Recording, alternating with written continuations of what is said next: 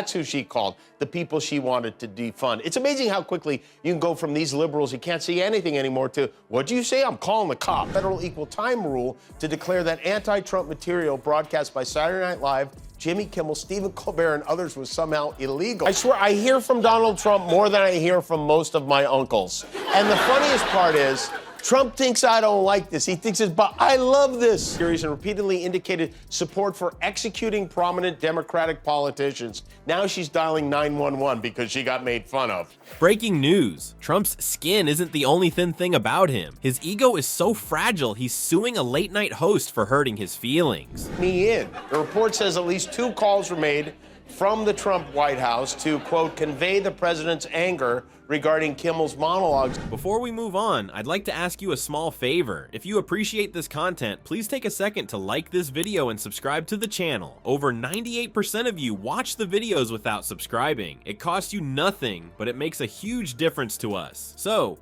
did you click the subscribe button? Great, thank you so much. Now, back to the video. In a twist that would make the founding fathers facepalm, Trump and MTG are claiming Kimmel's jokes are illegal campaign contributions. Because nothing says democracy like trying to silence comedians, right?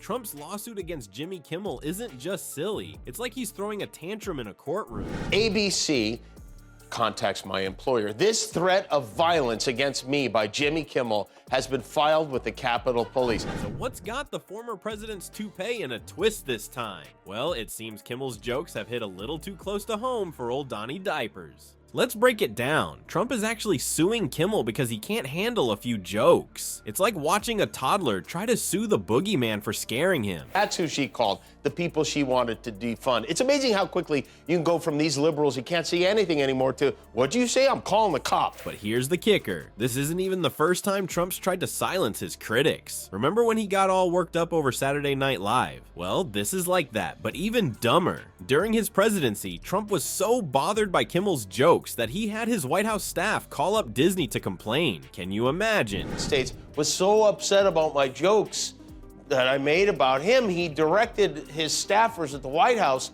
to call Disney. The leader of the free world whining about a late-night comedian like a grumpy Trumpy who dropped his ice cream cone. Trump's history of not being able to take a joke is longer than his tie. Kimmel's been poking fun at everything from Trump's hair to his weight, and each time Trump reacts like someone just told him they're all out of spray tan. He even called Kimmel a fragile little snowflake. Talk about the orange turd calling the kettle black. But hold on to your MAGA hats, folks, because we're about to reach peak absurdity. The crown jewel of Trump's lawsuit, he's claiming that Kimmel's jokes are actually illegal campaign contributions. Federal equal time rule to declare that anti-Trump material broadcast by Saturday Night Live, Jimmy Kimmel, Stephen Colbert, and others was somehow illegal. That's right. In Trump's world, laughter is a form of political donation. It's like he thinks Kimmel's punchlines are stuffed with cash instead of, actual jokes. Legal experts are having a field day with this one. They're saying Trump's case is about as solid as his understanding of windmills. It's almost like he's trying to make himself an even bigger target for comedians. Cancel culture they're always talking about. So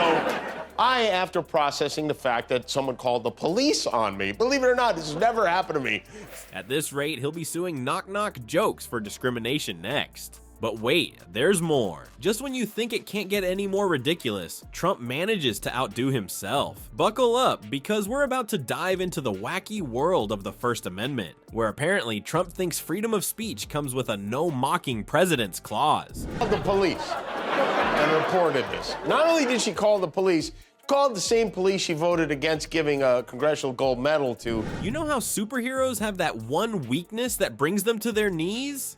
Well, for Trump, it's not kryptonite, it's the First Amendment. And boy, is he about to get a face full of freedom. Let's watch as Trump tries to sue his way out of being the butt of every joke in America. So, here's the deal. The Constitution says it's totally cool to make fun of presidents. In fact, it's kind of a big deal. The First Amendment protects free speech, including political satire. That means comedians can roast politicians without worrying about getting sued. It's like a magical shield that protects jesters from angry kings. But Trump's lawsuit is trying to change all that. If he wins, it could turn the world of comedy upside down. Imagine a world where late-night hosts have to run their jokes by a team of lawyers before telling them. But cut out the part where he makes fun of me at the Oscars. Then he mashes out the message with his thumb nubs and hits. Talk about a buzzkill. It'd be like trying to tell a knock-knock joke at airport security. Trump isn't the first politician to get his feelings hurt by comedians. There's a long history of thin-skinned leaders trying to sue their way to respect. But here's the funny part, they always lose. I swear, I hear from Donald Trump more than I hear from most of my uncles.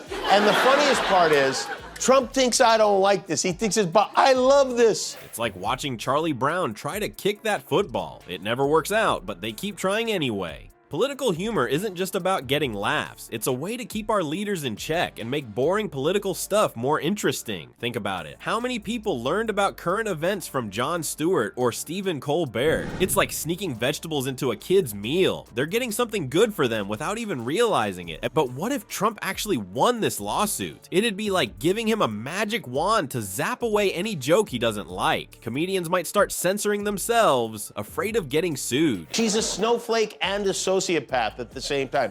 A snowciopath, as we know. And without comedy to keep things real, we might end up living in a world where politicians can say whatever they want without anyone calling them out. Luckily, legal experts say Trump's case is about as solid as a sandcastle in a hurricane. They're basically saying, nice try, Donnie, but the Constitution's got our backs. It turns out that making fun of public figures is as American as apple pie, and, well, making fun of public figures. But even if Trump loses, the damage might already be done. Just by filing this lawsuit, he's sending a message that he's willing to use his power to try and silence critics. It's like he's trying to scare comedians into playing nice. But here's the thing, comedians are a stubborn bunch. A litany of lies, threats, just a despicable and incoherent attack on democracy in the United States. Tell them not to joke about something, and that's all they'll want to joke about. So Trump might just end up creating more jokes about himself in the long run. Talk about backfiring. So Trump's lawsuit isn't just a bad joke, it's a real threat to free speech. But here's the funny part, by trying to shut comedians up, he's actually given them more material. It's like he's holding up a big sign that says, please make fun of me. Late night comedians for giving illegal campaign contributions to the Democratic Party in the form of jokes and on-air satire. And repeatedly indicated support for executing prominent Democratic politicians. Now she's dialing 911 because she got made fun of. Kimmel's not backing down either. He said, if you want someone else to host the show, that's fine with me. I'm just not going to do it like that.